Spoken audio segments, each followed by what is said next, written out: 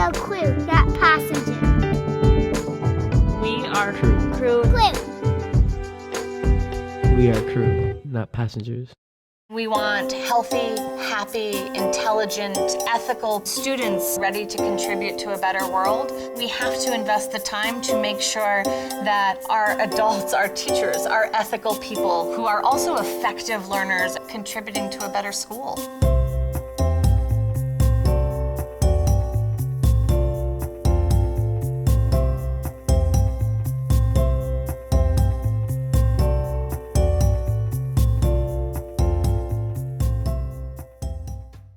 In order for our students to do the work, we as a staff have to do the work. We have structured our staff meetings to mirror that crew structure. So we do greetings with each other and make sure that we make everybody feel welcome. We do activities and energizers with each other. That is the work. It's the work of building relationships. The shares become really important because it allows us to be able to share our story. When they don't know what to do. They feel that their voices are being heard. They are known for being human beings and they're known for their particular circumstances. Gonna step away. It is really important for our staff to really get to know each other and spend time seeing each other in different ways outside the walls of our school. To fill every moment with something I could cross off. Readings in staff crew could be any kind of text. It might be a quote or a poem. Sensitive cargo, but he's not An marked. opportunity to think bigger and get our staff out of the everyday grind. And have a deeper conversation about how this relates to you. What you know is that you're not doing this again. Right. I'm gonna be wise one day like you. When we found that we were really struggling with our point of compassion, we made this choice to say we should have a school-wide learning target. Reflect on how are we doing with that learning target. I will lead with integrity and compassion. Take a step back and really think about what I'm about to say. And moving away from that idea that because I'm not accomplishing it doesn't mean that I'm not working toward it and doesn't mean that I'm not growing. Oh, God. River Bluff is a school of over 2,000 students, 125 certified faculty. Crew is our culture, and Crew is the place that is the heartbeat of River Bluff. Where we want every kid to feel at home, also every staff member to feel at home. As we progress today. Faculty crew is led by our peers. They model a lot of really important protocols. And we also have a good time.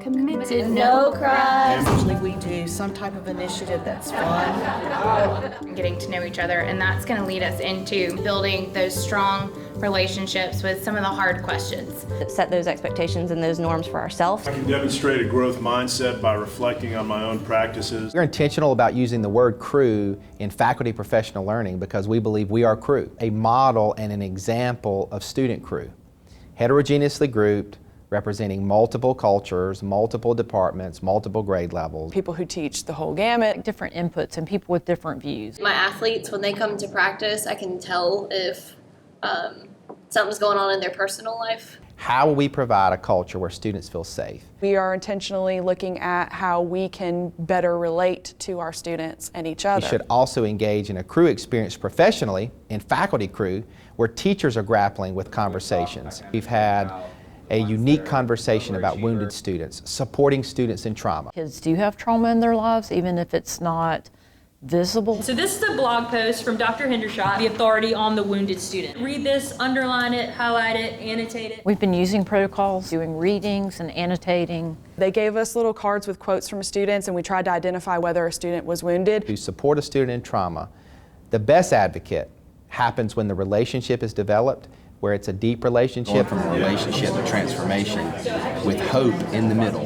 You can't rush transformation. I was telling Jason when I was in middle school and high school, I did have trauma in my life. That personal experience gives the other teachers at my table a view of a student that they might not have. And then it's also good for them to know me. You know, not only is it insight into a student, it's insight into relationships in our faculty. Work in equity starts with advocacy. To advocate for someone, you have to have a relationship with them. You have to know their needs, you have to know their abilities. And those relationships begin in crew. So at MELS, we actually have the wonderful, wonderful pleasure of having a very diverse school. And so we want to cater to that and celebrate that, really. Crew really opens up this space for getting to know each other on a different level. And we're going to segue into these courageous conversations around identity, specifically race. And we'll be discussing our first encounters with race or racism. In kindergarten, my best friend is Debbie, and we hang out all the time. We have school together after school. I go to her house.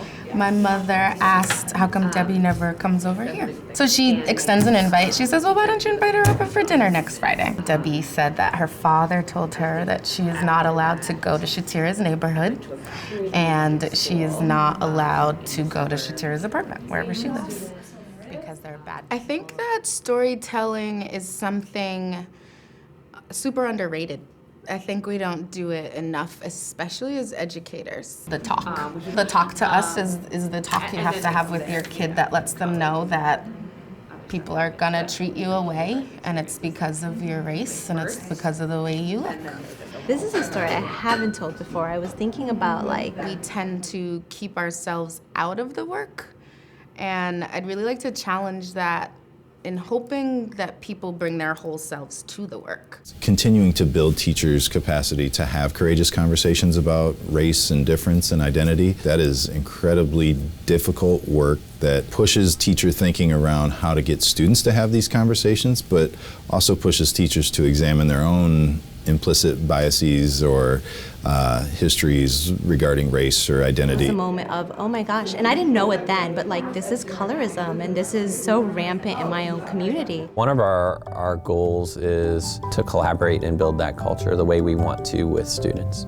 We need to go back to tending to staff crew because our student crew can never be any stronger than our staff crew.